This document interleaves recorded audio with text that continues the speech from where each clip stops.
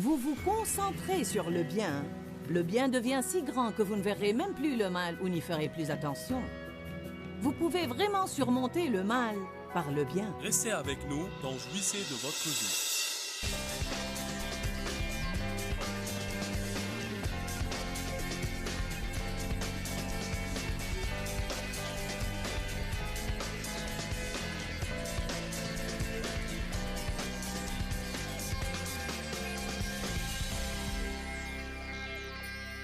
Nous pouvons avoir 50 occasions par semaine pour pardonner à quelqu'un.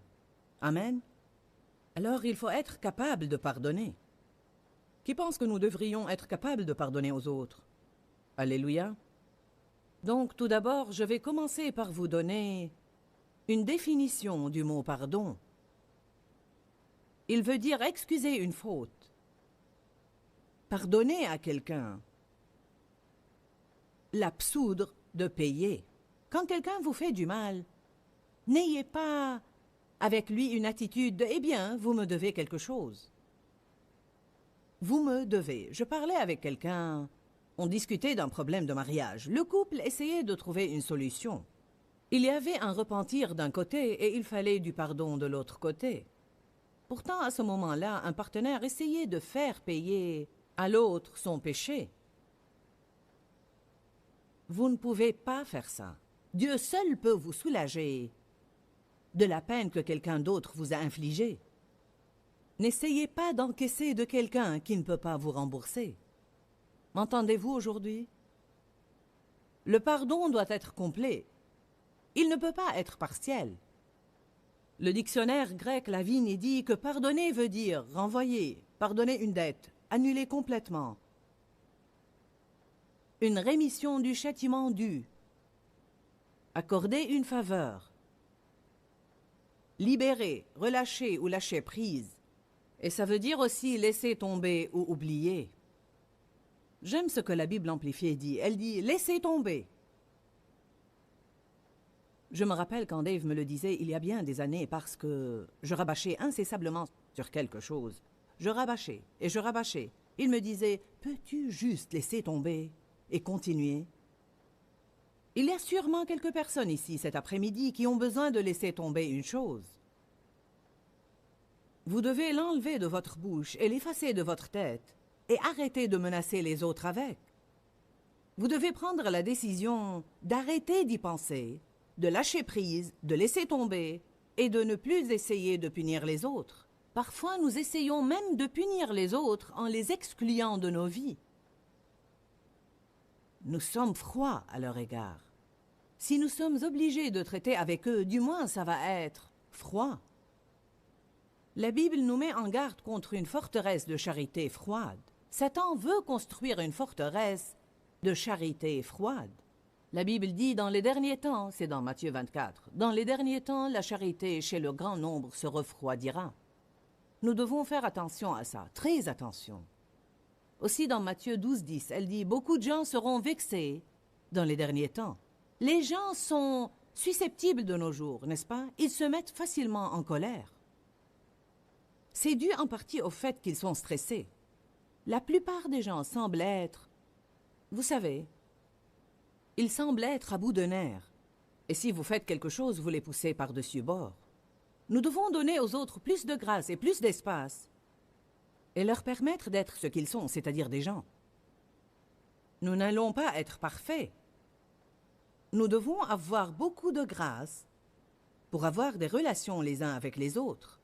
Vous devez chercher le bien dans les autres. Vous n'avez pas le droit de tout critiquer et de faire tout un plat chaque fois que vous trouvez une faute. Vous devez toujours chercher le bien dans les autres. La Bible dit « Vous surmontez le mal par le bien ». Romains 12, 21, nous surmontons le mal par le bien.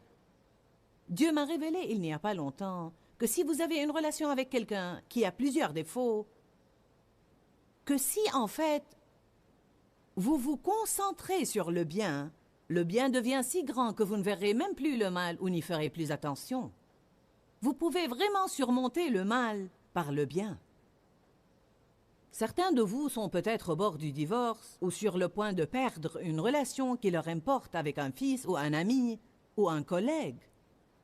Je vous dis aujourd'hui, que si vous prenez la décision de laisser tomber certaines choses, si vous décidez que quelle que soit la chose que cette personne fait et qui vous irrite, ça pourrait être une chose que vous devez décider de vivre avec. Il est très possible que l'avantage que cette personne représente pour vous l'emporte sur l'irritation. Vous savez, vous allez avoir un peu des deux dans chaque relation. Dans chaque relation, vous allez avoir des choses qui sont à votre avantage et que vous aimez, et des choses que vous auriez préféré qu'elles n'existent point. Ça doit être la volonté de Dieu, car c'est le cas dans chaque relation, sans exception. Une personne, vous souhaitez qu'elle parle un peu plus, une autre, qu'elle parle un peu moins. Une personne, vous souhaitez qu'elle soit plus courageuse, une autre, vous savez, vous souhaitez qu'elle garde ses opinions pour elle. Il paraît que tout le monde a toujours trop d'une certaine chose ou pas assez d'une autre chose.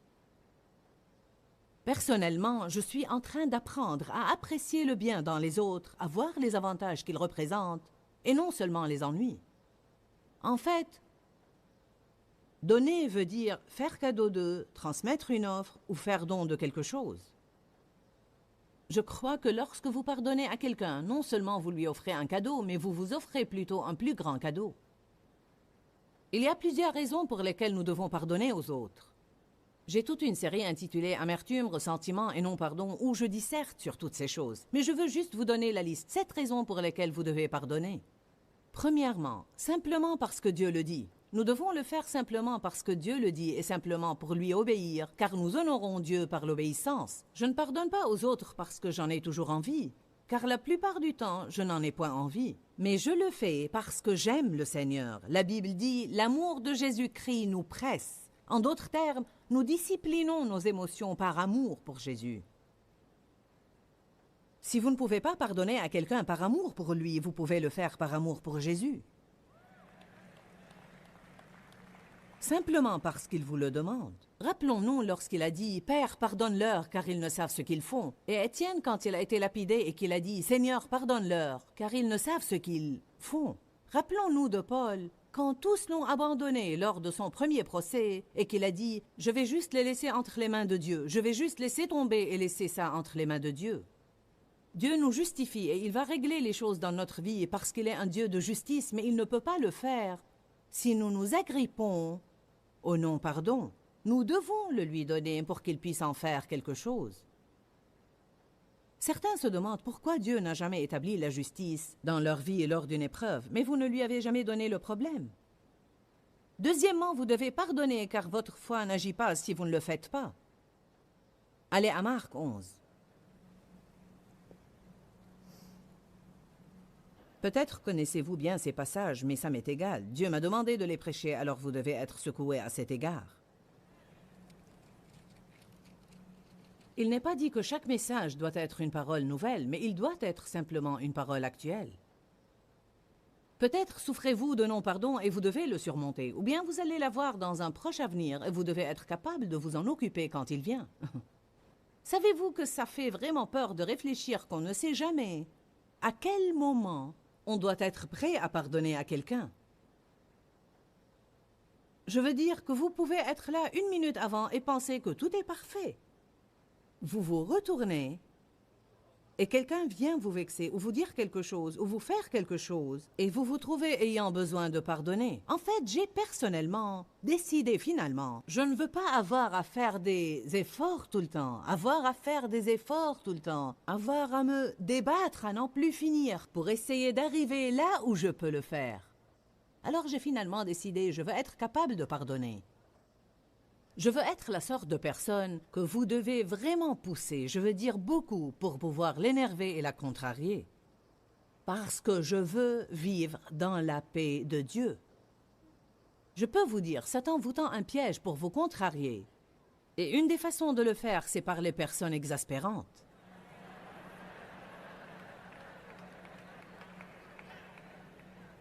Décidez de ne pas permettre aux autres de vous voler votre joie.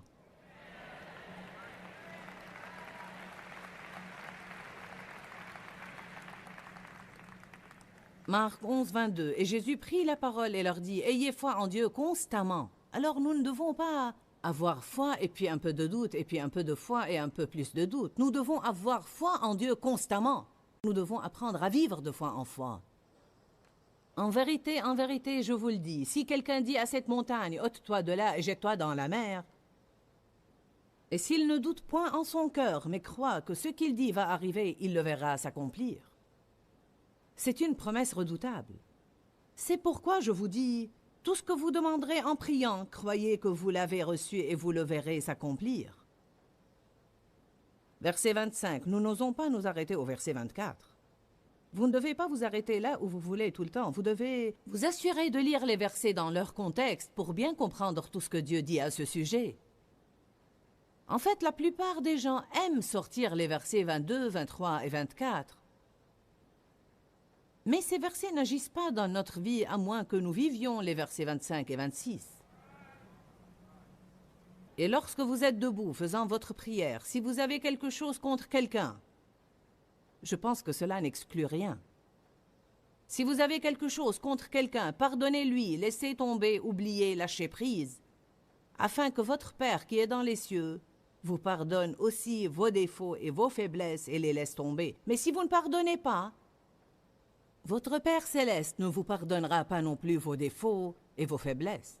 Quand il y a une chose quelconque qui me sépare de Dieu, alors ma foi ne va pas agir comme il faut parce que mon niveau de confiance n'est pas comme il faut.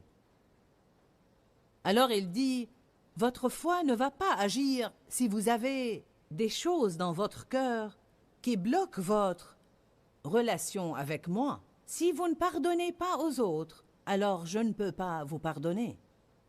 Vous savez, nous prions la prière du Seigneur. Notre Père qui est aux cieux, que ton nom soit sanctifié, que ton règne vienne, que ta volonté soit faite sur la terre comme au ciel. Donne-nous notre pain quotidien. Pardonne-nous nos offenses, comme nous pardonnons aussi à ceux qui nous ont offensés. Je me demande combien d'entre nous voudraient vraiment cela. Vous savez, nous devons penser à ce que nous disons dans la prière. On dit « Dieu, pardonne-moi de la façon avec laquelle je pardonne aux autres ». Eh bien, êtes-vous en train de pardonner aux autres d'une façon tellement généreuse que vous espérez que Dieu agisse de même avec vous? C'est ça. C'est de cette façon qu'il agit avec nous. En fait, il dit là, je peux seulement vous pardonner dans la même mesure où vous pardonnez aux autres. Vous voyez, Dieu nous pardonne, tout d'abord et avant tout. Mais d'un autre côté, il s'attend à ce que nous donnions tout ce qu'il nous donne. Et quand on le fait, il nous donne davantage. Si vous donnez la miséricorde, vous recevrez la miséricorde. Dieu nous donne au départ la miséricorde. Il nous sauve par la grâce et la miséricorde. Il nous pardonne nos péchés et il veut que nous laissions cela affluer vers les autres à travers nous. Il nous aime et veut que nous recevions cet amour puis que nous aimions les autres. Il nous pardonne et il veut que nous recevions ce pardon, que nous nous pardonnions et que nous le laissions affluer vers les autres. Il nous donne la miséricorde et il veut que nous la recevions, que nous soyons miséricordieux envers nous-mêmes et la laissions affluer vers les autres à travers nous. Nous devenons un canal où ce flux passe tout le temps dans nos vies. Certains sont des tuyaux bouchés. Nous voulons vous déboucher aujourd'hui. Qui veut être débouché aujourd'hui? Parfois, je pense que les gens sentent... Ils sentent littéralement comme quelque chose m'entrave. Quelque chose bloque mon progrès. En fait, ils ne savent pas ce que c'est, parce que Satan nous dupe et nous trompe.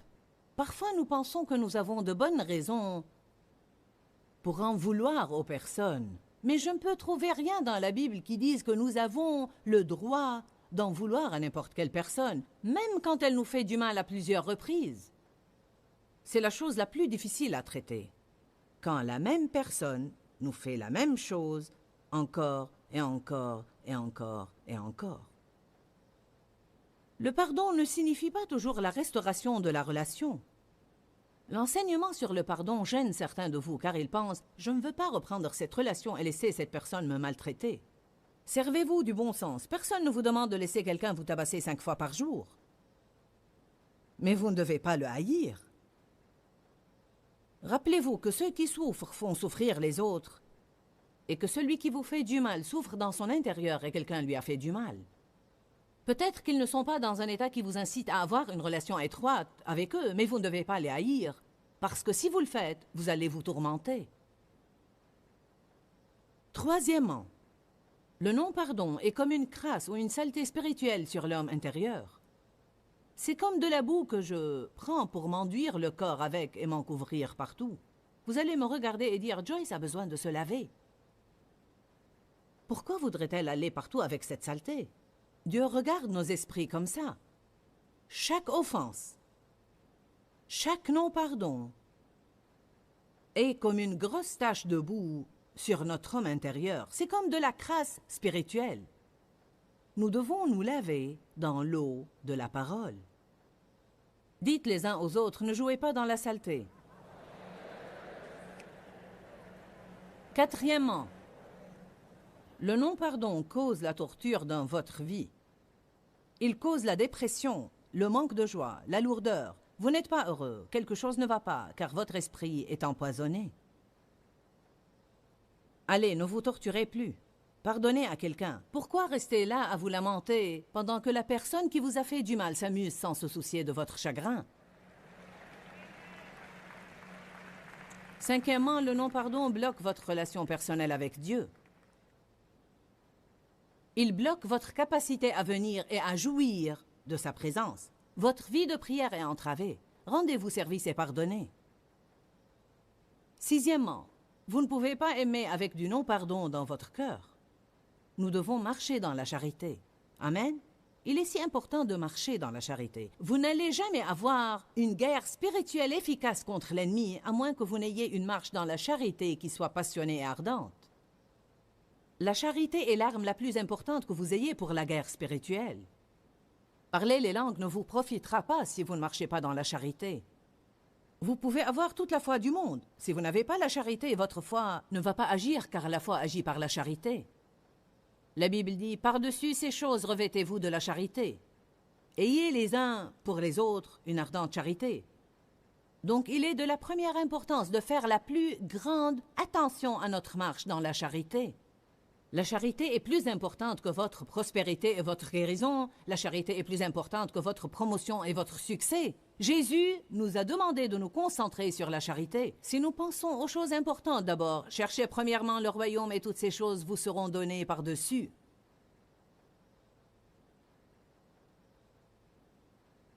Jésus a dit, je vous donne un commandement nouveau. Aimez-vous les uns les autres. Et la charité pardonne.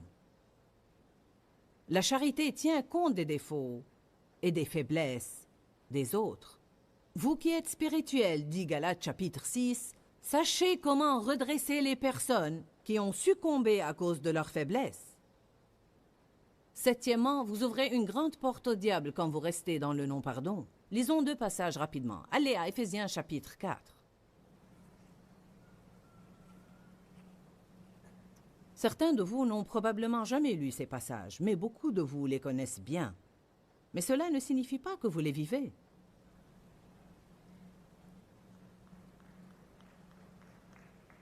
Il est possible que vous soyez venu à l'église aujourd'hui avec quelqu'un avec qui vous êtes fâché. En fait, vous seriez étonné si vous pouviez voir combien de personnes présentes dans cette salle aujourd'hui pour essayer de recevoir des miracles, des bénédictions, des guérisons et des percées de Dieu, sont assises là avec une sorte d'amertume, de ressentiment, de non-pardon ou quelque sorte d'offense dans leur cœur. Vous seriez vraiment étonné. Mais ça va changer avant que vous ne quittiez aujourd'hui. Éphésiens 4, 26 dit, « Si vous vous mettez en colère, ne péchez point. » Donc, peut-être allez-vous penser, comment pourrais-je me mettre en colère et ne point pécher? La colère n'est pas un péché par elle-même. L'émotion de la colère nous fait savoir que nous avons été maltraités, à moins qu'elle ne soit déséquilibrée. Certains se mettent en colère pour des riens. Ce n'est pas nécessairement faux de se mettre en colère, mais c'est faux de rester en colère. La Bible dit, vous devez y mettre une fin, vous devez résoudre le problème et ne pas rester furieux. Je veux vous dire une chose, vous pouvez être fâché contre les autres et ne pas savoir que vous l'êtes. C'est pourquoi vous devez apprendre à examiner vos sentiments quand certaines personnes sont à proximité et comment vous les traitez et comment vous parlez d'eux quand les autres les mentionnent. Car si quelqu'un mentionne telle sœur devant vous et dit « Savez-vous que telle sœur a eu, vous savez, une promotion au travail? N'est-ce pas formidable ?» Vous trouvez cette chose aigre à l'intérieur de vous et vous dites « Si vous saviez ce que je sais, vous ne penseriez pas que c'est aussi formidable. »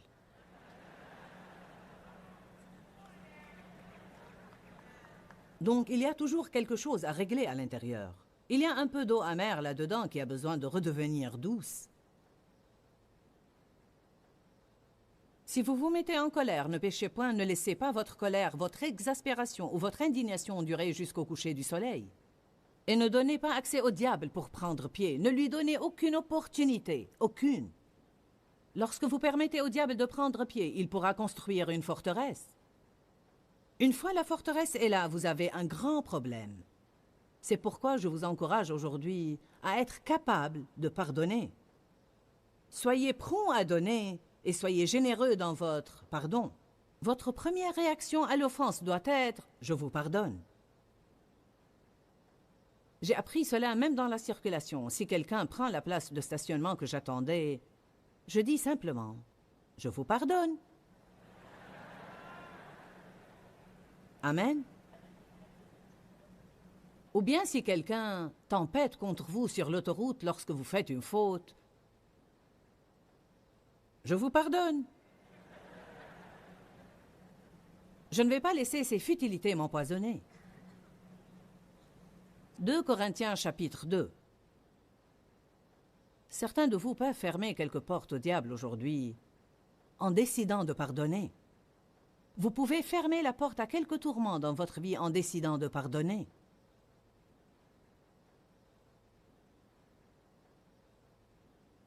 Dans 2 Corinthiens 2, verset 10, Paul dit « Or, à qui vous pardonnez, je pardonne aussi.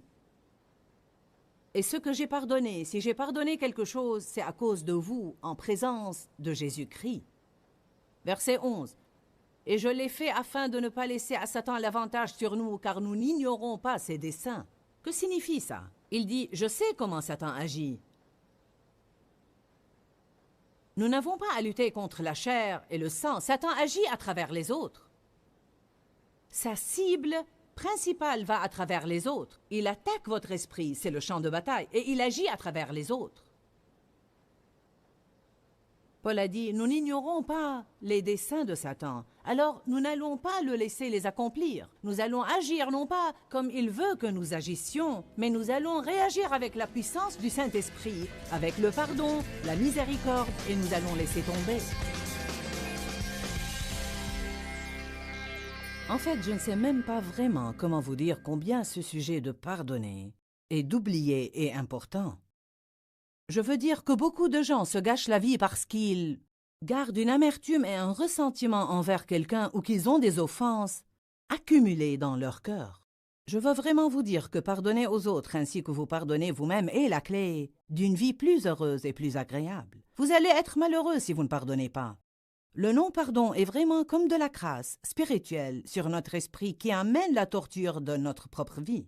En plus, le non-pardon ouvre la porte au diable. De nombreuses fois, nous faisons entrer l'ennemi dans notre vie à travers le non-pardon. Quelles sont les raisons pour lesquelles nous devons pardonner? Simplement parce que Dieu le dit. Votre foi n'agira pas si vous ne pardonnez pas. Le non-pardon est comme une crasse ou une saleté spirituelle sur notre homme intérieur. Le non-pardon cause une torture dans votre vie. Vous ne pouvez pas aimer avec un non-pardon dans votre cœur. Et notre marche dans la charité est si importante. Le non-pardon bloque votre relation personnelle avec Dieu.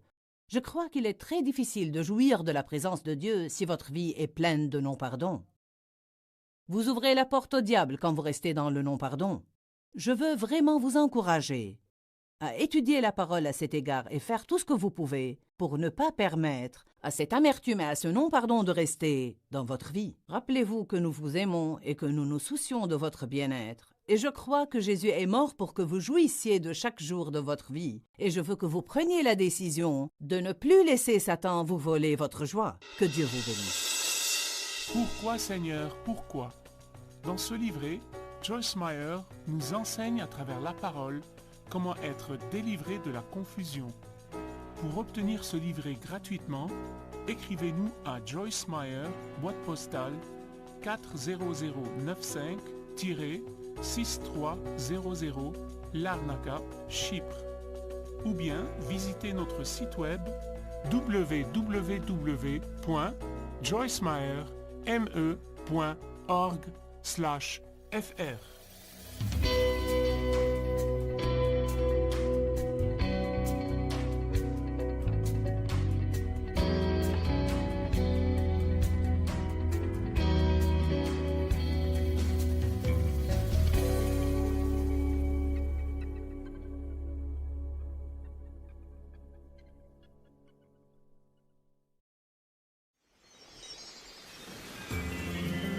Quand vous prenez une décision de qualité, vous ferez mieux de savoir quand vous la prenez que vous allez avoir des difficultés à continuer. Restez avec nous dans Jouissez de votre vie.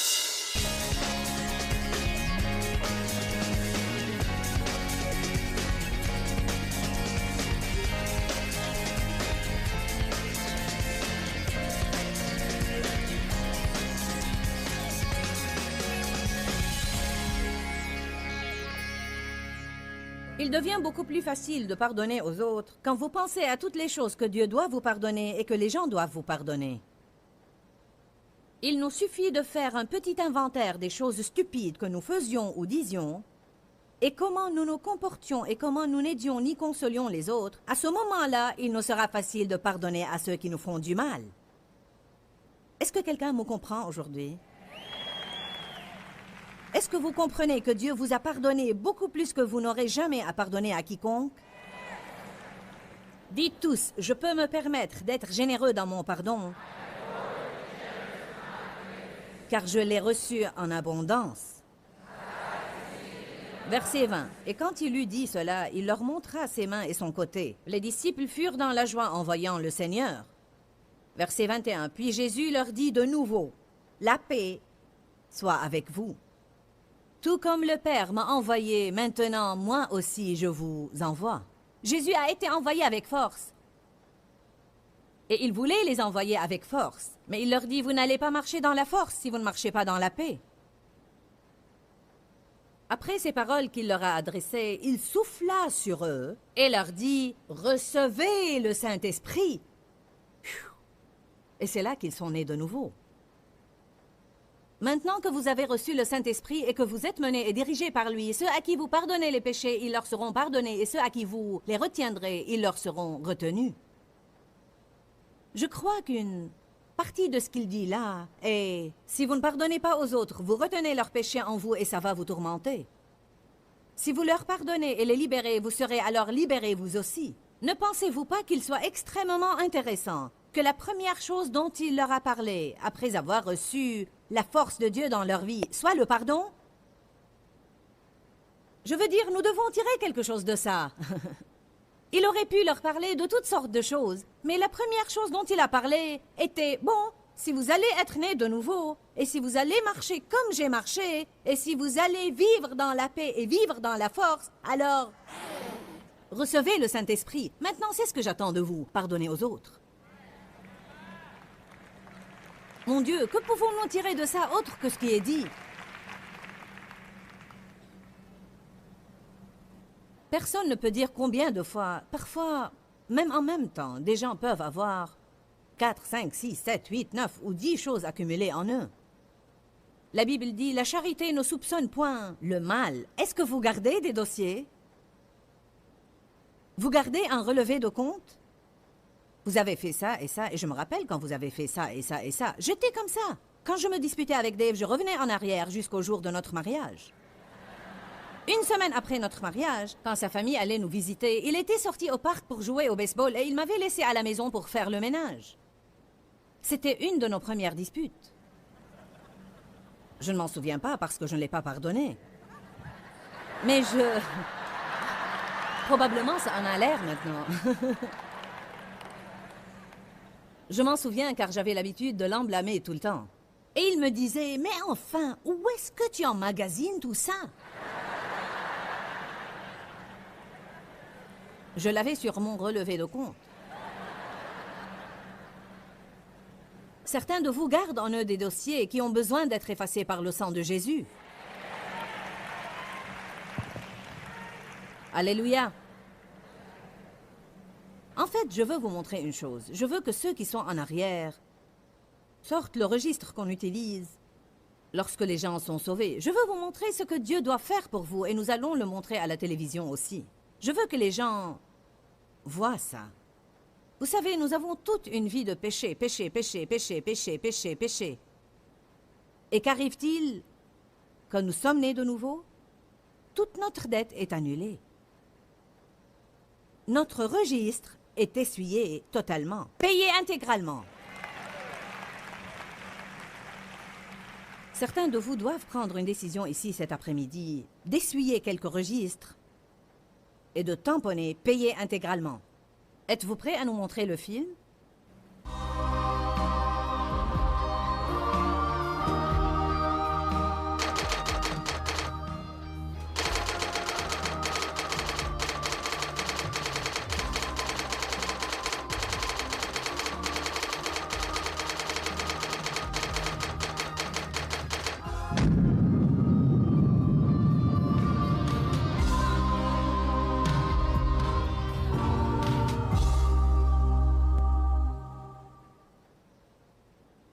Cela provoque une joie en nous. Chaque fois que nous visionnons cette chose, les gens réagissent comme ça. Mais si Dieu a fait cela pour nous, pourquoi le trouvons-nous si difficile à faire aux autres? N'a-t-il pas soufflé sa nature en nous quand nous avons reçu son esprit? Si nous avons la nature de Dieu en nous, alors nous pouvons pardonner aux autres. Une des choses que vous devez faire, c'est de renouveler votre esprit et croire que vous le pouvez. Arrêtez de vous dire « c'est trop difficile, ce n'est pas juste, c'est trop difficile, ce n'est pas juste, c'est trop difficile, ce n'est pas juste » et dites simplement « je peux le faire ». Jésus a fait ça et je peux le faire aussi. J'ai la force de son esprit en moi pour le faire. Je puis tout par le Christ qui me fortifie. Celui qui est en moi est plus grand que celui qui est dans le monde. Je vais vous dire une chose. Si nous n'allons pas croire ce qui est dans ce livre et l'appliquer dans notre vie de tous les jours, alors il ne nous sert vraiment à rien. Ce livre n'a pas pour mission de nous emporter dans le monde glorieux à venir pour vivre dans des rues d'or et avoir des demeures. Ce livre nous apprend comment vivre. Nous devons rester loin des conflits, nous devons rester en paix. Nous devons ne pas être offensés car l'offense est une pierre d'achoppement. L'offense est l'appât de Satan. Si vous étudiez le mot offense en grec, il provient d'un mot grec scandalon, S-K-A-N-D-A-L-O-N. Il veut dire la partie du piège sur laquelle l'appât est accroché pour attirer la victime. Alors l'offense est un appât. C'est l'appât de Satan pour vous attirer dans son piège. Là où vous ne pouvez plus être béni, votre foi ne va plus agir, vous ne pouvez pas ressentir la présence de Dieu, vous perdez votre joie, vous perdez votre paix, vous vous sentez déprimé. Alors le diable vous dit, il est juste de vous sentir comme ça, à cause de la façon dont les autres vous ont traité. Le Saint-Esprit crie, vous n'êtes pas justifié, vous ne l'êtes pas, vous ne l'êtes pas, vous ne l'êtes pas. Souvenez-vous de ce que Dieu vous a pardonné et pardonnez aux autres. Vous avez reçu gratuitement, donnez gratuitement.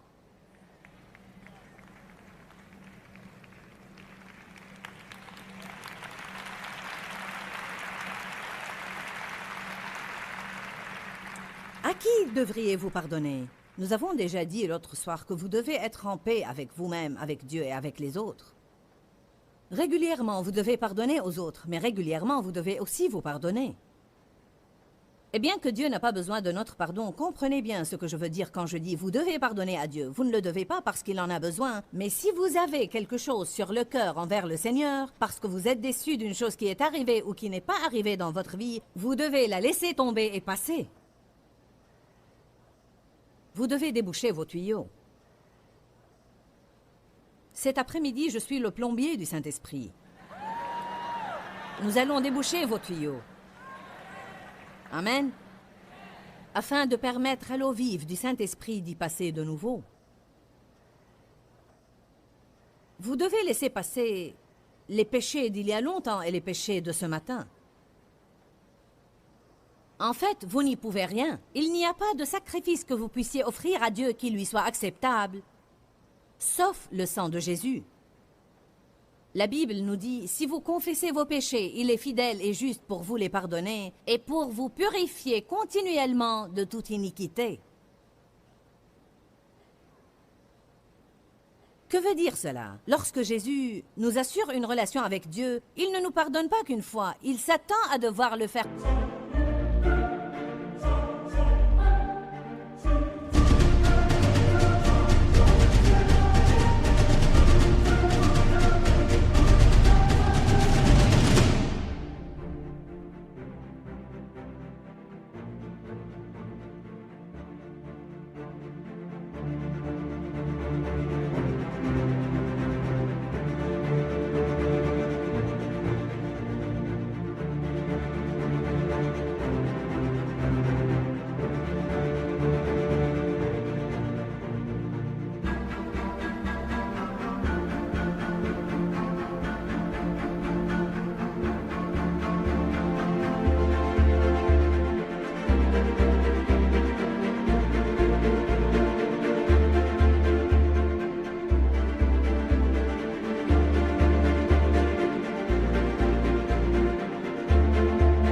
continuellement.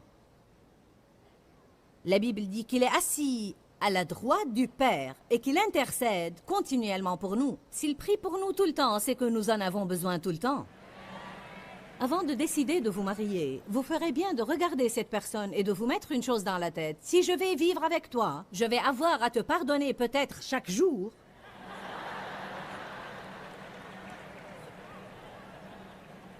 Pour des offenses qui sont réelles et pour des offenses que vous vous imaginez parce que vous voyez les choses comme ça.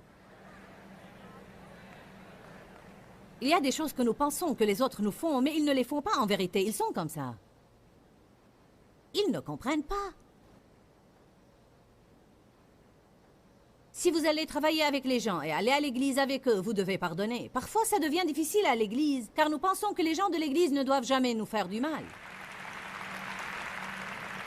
Parfois, les plus grandes souffrances que nous avons proviennent des gens de l'église, essentiellement parce que vraiment, nous ne les attendons pas d'eux. Il semble que nous les mettons dans une catégorie différente et nous ne sommes pas préparés à ce que Satan va nous faire. Les gens sont des gens et la chair, c'est la chair.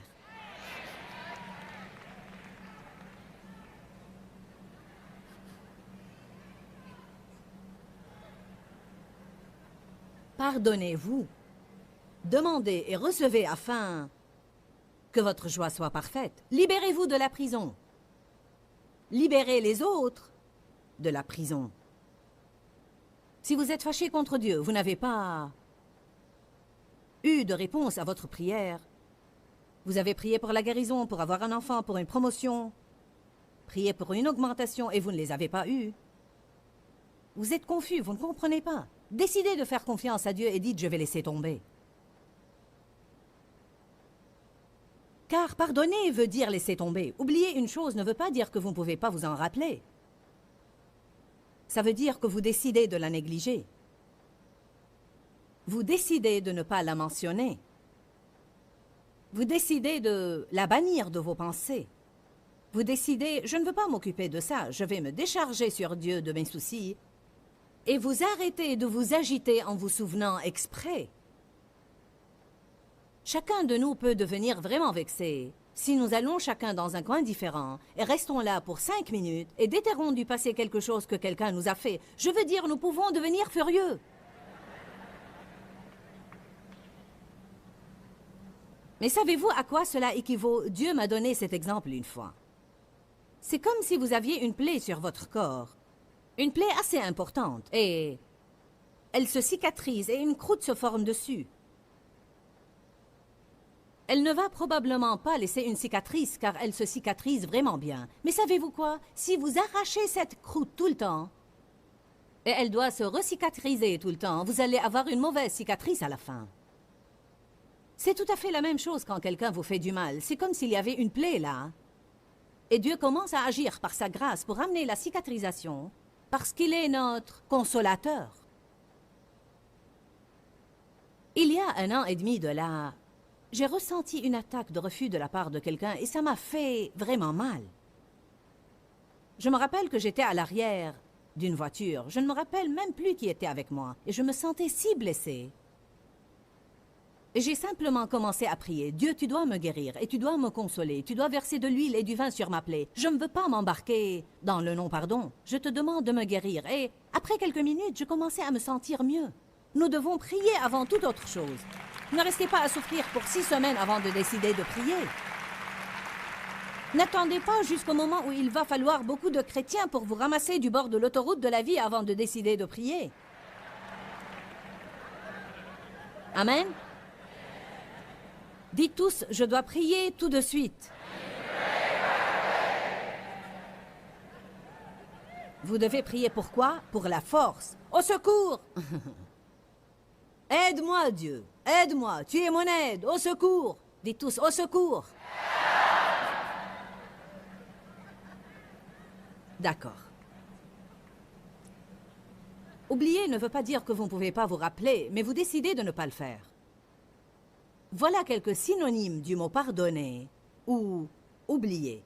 Fermer les yeux sur, ne pas faire attention à, passer outre ou laisser passer. J'ai rédigé ne pas vous rappeler ou penser à ou méditer sur ou parler de sans but divin précis. oublier et laisser tomber. Si jamais vous voulez surmonter les douleurs du passé, vous devez décider d'arrêter d'y penser et d'en parler. Y penser et en parler, y penser et en parler, y penser et en parler, en parler et y penser, en parler et y penser, y penser et en parler. Et puis juste au moment où vous décidez d'arrêter d'y penser et d'en parler, et après avoir eu 2 ou 3 jours de succès à votre actif, quelqu'un que vous n'avez pas vu depuis quelque temps,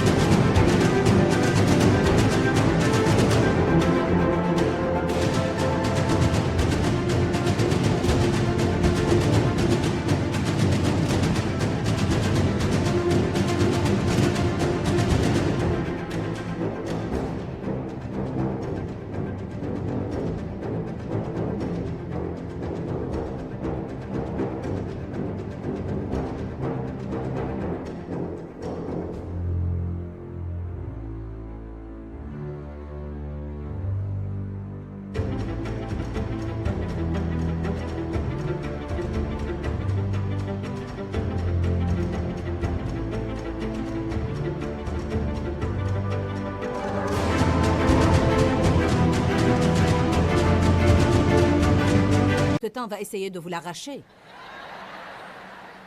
Vous allez devoir rester ferme parce que c'est une tentation de Satan. Vous m'entendez? Satan essaye de réouvrir une porte que vous avez fermée. Ce que vous devez dire est, savez-vous quoi? Je ne veux pas être impoli envers vous, mais Dieu m'a juste appris d'arrêter d'en parler. Et parce que je veux oublier et guérir, priez simplement pour moi, mais je ne veux pas en parler. S'ils ne comprennent pas cela, c'est leur problème. Dans l'ensemble, nous sommes indiscrets par nature et nous voulons savoir ce qui se passe dans la vie des autres. Mais même quand nous posons un tas de questions stupides, nous devons nous rappeler que nous pourrions éveiller une chose qu'ils essaient vraiment d'oublier, juste pour satisfaire notre curiosité. Allez à Hébreux 11.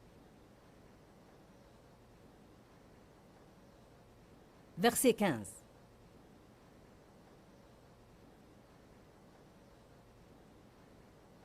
C'est un principe dont nous devons nous rappeler. Il parle des Israélites. Il dit, s'ils avaient pensé, dites tous penser. Dites penser. Dites penser. S'ils avaient pensé avec souvenir nostalgique à ce pays d'où ils étaient sortis, ils auraient trouvé une occasion permanente pour y retourner. Il dit, si vous voulez retourner là où vous étiez, n'arrêtez pas d'y penser. Car vous y retournerez dans vos pensées. Et retourner mentalement est presque aussi mauvais que retourner physiquement. Pas seulement cela, car plus on pense à une chose et plus elle grandit.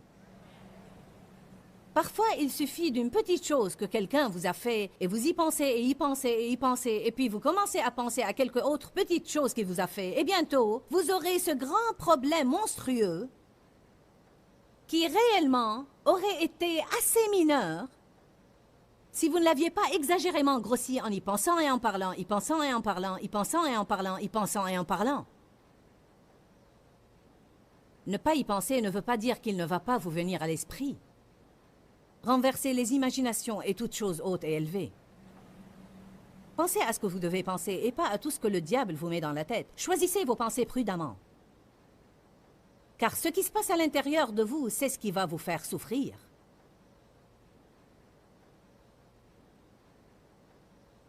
Quand vous pensez au passé, vous éveillez vos émotions. C'est comme si vous mettiez du sel sur une plaie.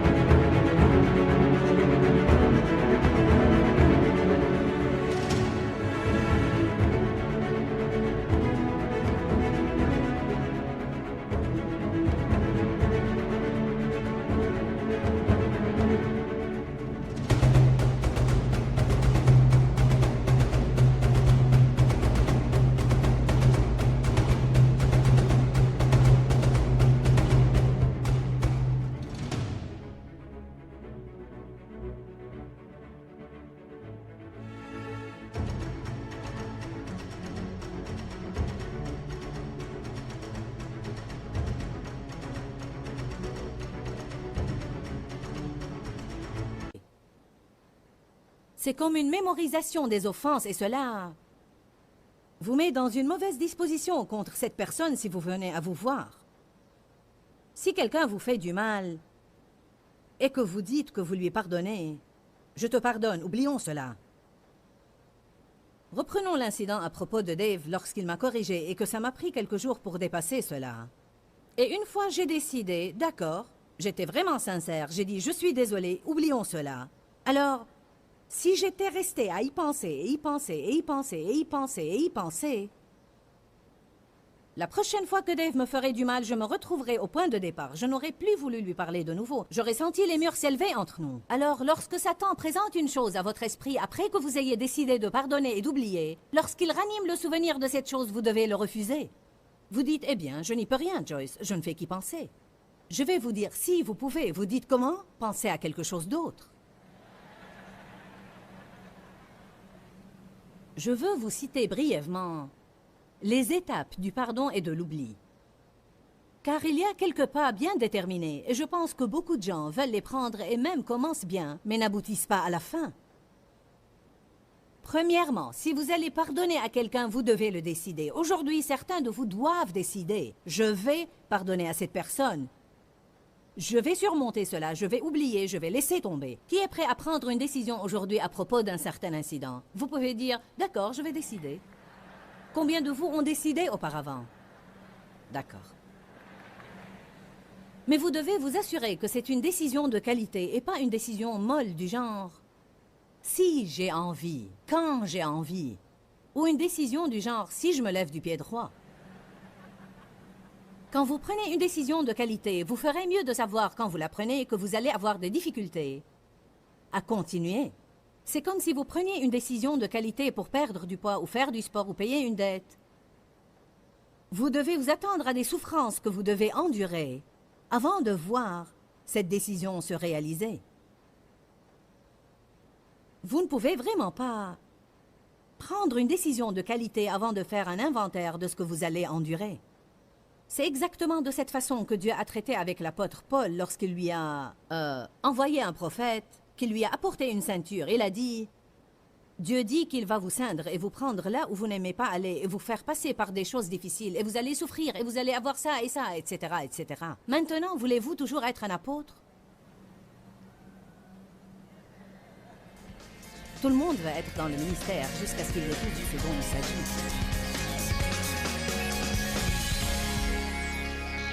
En fait, je ne sais même pas vraiment comment vous dire combien ce sujet de pardonner et d'oublier est important.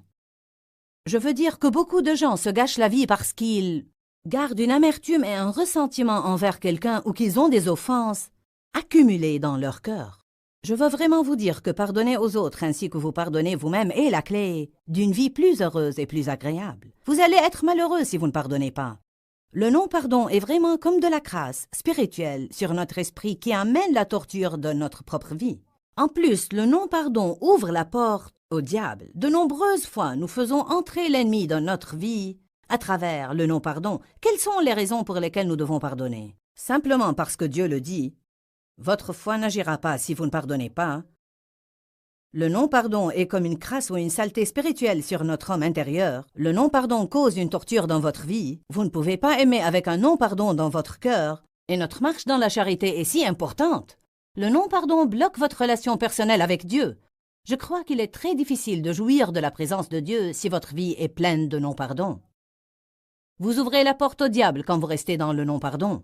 Je veux vraiment vous encourager à étudier la parole à cet égard et faire tout ce que vous pouvez pour ne pas permettre à cette amertume et à ce non-pardon de rester dans votre vie. Rappelez-vous que nous vous aimons et que nous nous soucions de votre bien-être. Et je crois que Jésus est mort pour que vous jouissiez de chaque jour de votre vie. Et je veux que vous preniez la décision de ne plus laisser Satan vous voler votre joie. Que Dieu vous bénisse. Pourquoi, Seigneur, pourquoi?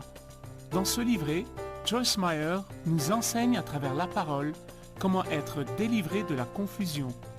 Pour obtenir ce livret gratuitement, écrivez-nous à Joyce Meyer, boîte postale 40095-6300, Larnaca, Chypre. Ou bien visitez notre site web www.joycemeyer.me.com. www.fr.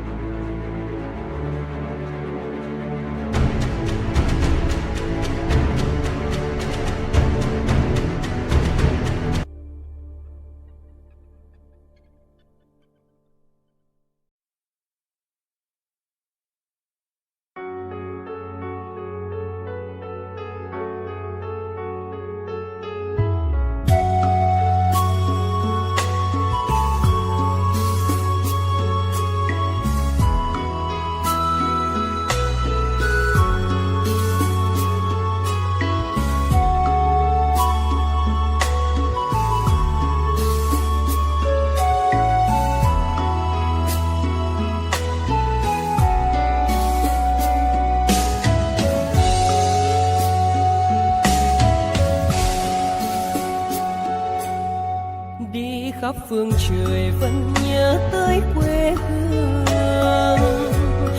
Người về đây thăm làng trù quê mẹ và làng sen quê cha, xúc động bồi hồi người rơi giọt lệ thương mái nhà tranh.